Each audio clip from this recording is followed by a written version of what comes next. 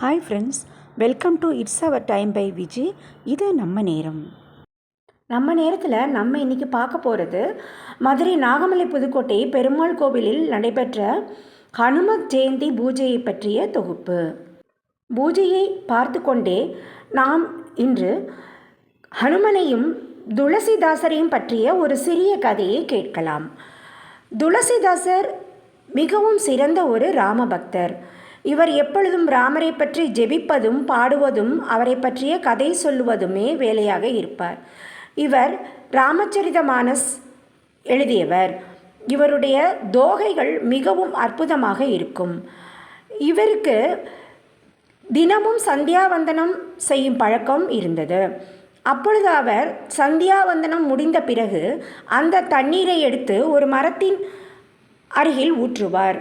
இப்படி அவர் சிறிது சிறிதாக ஊற்றி அந்த மரமே பெரிய மரமாக வளர்ந்துவிட்டது. அப்பொழுது ஒரு நாள் திடீரென்று அந்த மரத்தின் கீழிருந்து ஒரு பிரேதாத்மா குதித்தது. உன்னால் நான் மிகவும் தாகம் தீர்ந்தேன், உனக்கு என்னால் என்ன வரம் வேண்டும் என்று சொல்ல அதை தருகிறேன் என்று அந்த பிரேதாத்மா துளசிதாசரிடம் கூறியது. துளசிதாசர், எனக்கு எந்த ஆசையும் கிடையாது ராமரை தவிர, அதனால் எனக்கு எதுவும் உன்னிடம் வேண்டாம் என்று கூறினார். அப்படியானால் உன்னுடைய ஆசை ராமரை பற்றியதுதானே என்று கேட்கவும், ஆம், ராமரை நேரில் சந்திக்க வேண்டும் என்பதுதான் என் வெகுநாளைய ஆசை. அது உன்னால் முடியுமா என்று கேட்டது. அதற்கு அந்த பிரேதாத்மா, அது என்னால் முடியாது, ஆனால் அனுமனால் முடியும். அனுமன் நிலைத்தால் நீ ராமரை நேரில் பார்க்கலாம், நீ அவரை போய் பிடித்துக்கொள் என்று கூறியது. நான் அனுமனை எங்கே போய் பார்ப்பது என்று கேட்டதற்கு, எங்கெல்லாம் ஸ்ரீராமரின் பெயர் உச்சரிக்கப்படுகிறதோ அங்கெல்லாம் அனுமார் ஆஜராகி விடுவார். நீ தினந்தோறும் சொல்கிறாயே ராமரை பற்றி, அப்பொழுதெல்லாம் அவர் அங்கு வந்திருப்பார், நீ நன்றாக கூர்ந்து பார் என்று சொல்லியது. உடனே அவர் கதை சொல்லும் இடத்தில் அனுமனை தேடினார். உற்று கவனிக்க ஆரம்பித்த பொழுது ஒரு பெரியவர் கதை கேட்க முன்பே வந்து அமர்வதும் பின்பு எல்லோரும் சென்ற பின்பு எழுந்து செல்வதுமாக இருந்தார்.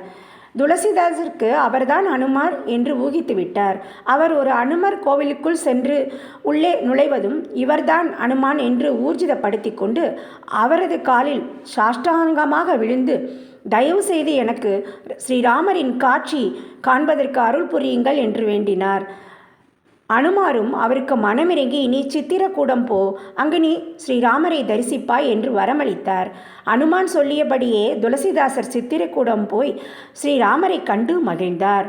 இவர் எழுதிய ராமச்சரிதமானஸ் மிகவும் புகழ் பெற்றது. இவர்தான் அனுமான் சலிசாவும் எழுதியவர்.